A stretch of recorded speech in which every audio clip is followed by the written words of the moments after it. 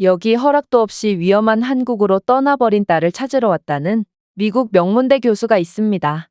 그리고 그는 한국에 오자마자 한국에서 완전히 변해버린 딸의 모습과 미국인이 보기에는 도저히 제정신이 아닌 것처럼 보이는 한국인들의 행동을 보고 충격에 빠졌다고 하는데요. 그렇다면 그가 한국에서 대체 어떤 장면을 목격한 것인지 자세한 내용 살펴보도록 하겠습니다. 미국인의 사연입니다. 안녕하세요. 저는 미국 시카고 대학교에서 교수로 재직 중이며 대학생 딸 에디슨을 키우고 있습니다. 에디슨은 여자임에도 어렸을 때부터 컴퓨터에 굉장히 관심이 많았고 결국 대학교도 컴퓨터과학과로 진학하게 되었는데요. 그런 제 딸이 두 번째로 관심 있어 했던 건 바로 한국이었습니다. 에디슨은 워낙 어렸을 때부터 한국 드라마를 봐오기도 했고 또 가끔은 과제를 준비하다가 한국인들의 창의적인 소프트웨어적 아이디어를 보고 많은 영감을 얻기도 했다며 늘 한국에 대한 칭찬만을 늘어놓았죠. 저는 에디슨의 이런 태도가 참 마음에 들었습니다. 자국이 아닌 다른 나라의 문화나 기술에 관심을 가지는 건 인생을 더욱 다채롭게 만들고 열린 태도를 갖게 하거든요. 그러던 어느 날, 언제 한 번은 에디슨이 한국 대학교에 교환학생을 지원하고 싶다는 거 아니겠어요? 그녀는 한국 같은 IT 강국에서 수업을 들으며 한국의 각종 기발한 인프라에 대한 아이디어를 얻고 싶기도 하고 어렸을 때부터 꿈꿔왔던 한국 드라마의 본고장을 직접 경험해보고 싶다고 말하더군요. 저는 반대했습니다. 그 나라를 좋아하는 것과 직접 가보는 것은 전혀 차원이 다른 이야기거든요. 물론 한국은 선진국이자 IT 강국인 것은 맞습니다. 하지만 한국은 아직 전쟁이 끝나지도 않은 휴전 국가이기도 하고 아직도 북한의 미사일 도발 소식이 뉴스로 전해지고 있는데 이런 나라의 딸을 홀로 보내는 건 말이 안 된다고 생각했거든요. 그리고 제가 미국 명문대학 교수로서 쌓은 각종 친분과 딸의 소프트웨어적 재능을 보면 딸은 무사히 학교를 졸업하기만 해도 좋은 커리어를 쌓을 수 있는데 도대체 왜 한국으로 가는 시간 낭비를 하는 건지 이해를 할 수가 없었습니다. 하지만 그렇게나 착하고 말 잘 듣던 딸은 한국으로 교환학생을 가는 것만은 절대로 포기할 수가 없는지 그녀는 몰래 교환학생을 지원하고 편지 한 통만 남긴 채 한국으로 떠나버렸습니다. 저는 딸에게 엄청나게 서운했어요. 아빠인 저 대신 한국을 선택한 딸이 이해가 안 됐거든요. 그래서 일부러 딸에게 아무런 연락도 안 했습니다. 그녀가 모아둔 돈이 있을 리가 만무했고 결국 돈이 떨어지면 연락이 오거나 다시 미국으로 돌아올 거라 생각했거든요. 하지만 3달이 지나도 딸은 감감무소식이었고 걱정이 된 저는 먼저 딸에게 연락할 수밖에 없었습니다. 그렇게 연락된 딸은 한국에서 진정한 자유가 뭔지 느꼈다며 저보고 답답한 미국 대신 한국을 한번 경험해보라고 말하는 거 아니겠어요? 딸이 대체 휴전국가에서 어떤 위험천만한 것을 느낀 것인가 걱정이 된 저는 그 길로 휴가를 내고 한국으로 향했죠. 운이 나쁘게도 기상악화로 비행기가 연착되었기 때문에 저는 한국에 꽤나 늦은 시간에 도착하게 되었는데요. 그런데 딸은 지금 당장 자신의 학교 근처에 있는 카페에서 만나자는 거 아니겠어요? 저는 딸이 한국에 가더니 미쳐버렸다고 확신했어요. 시카고에서는 오후 6시가 넘으면 카페든 식당이든 전부 문을 닫거든요. 그리고 이렇게 상점들의 불이 꺼지고 어두워지면 활기찼던 거리는 엄청나게 위험한 무법지대로 바뀌죠. 그런데 여자 혼자서 이런 늦은 시간에 나오겠다니, 그리고 이렇게 늦은 시간까지 운영되는 카페가 있다니 완전히 의문투성이었습니다.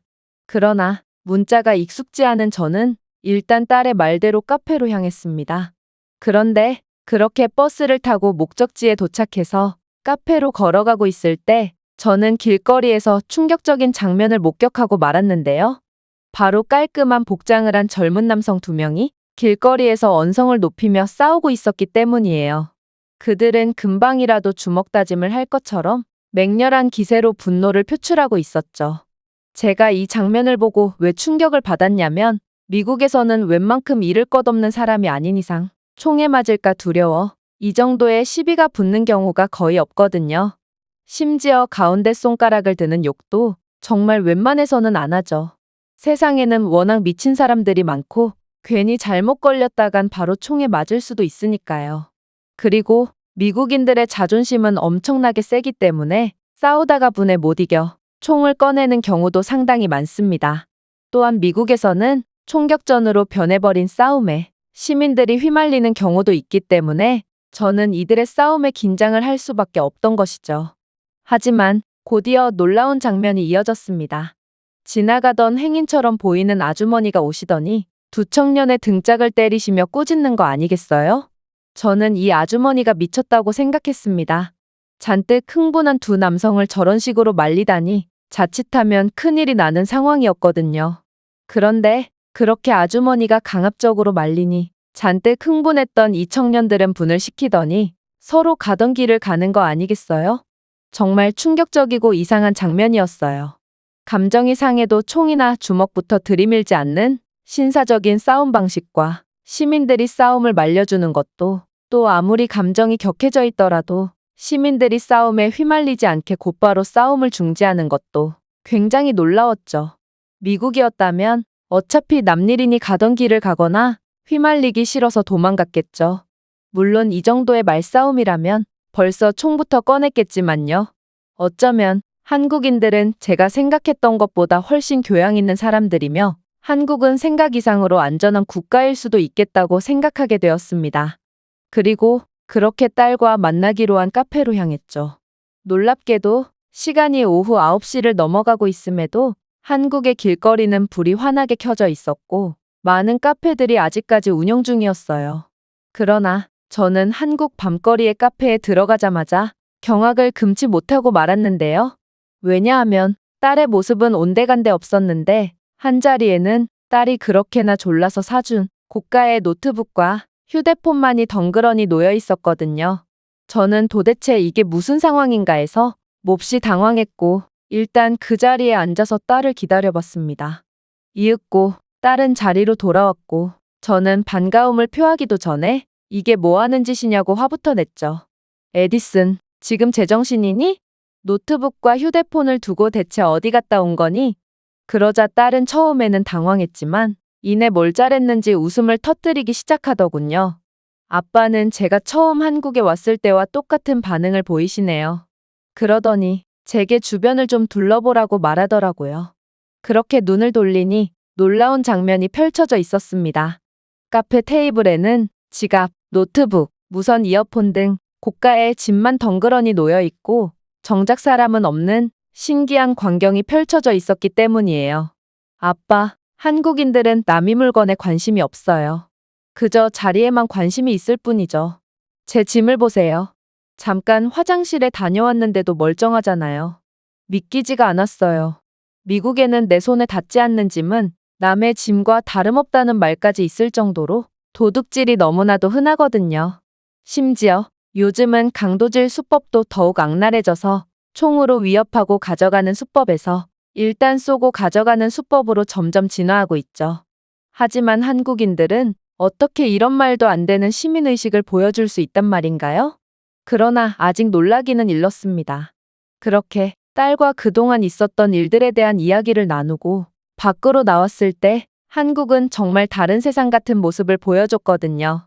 엄청나게 늦은 시간이었음에도 여전히 길거리는 환했고 가게들은 환하게 불을 밝히고 있었죠.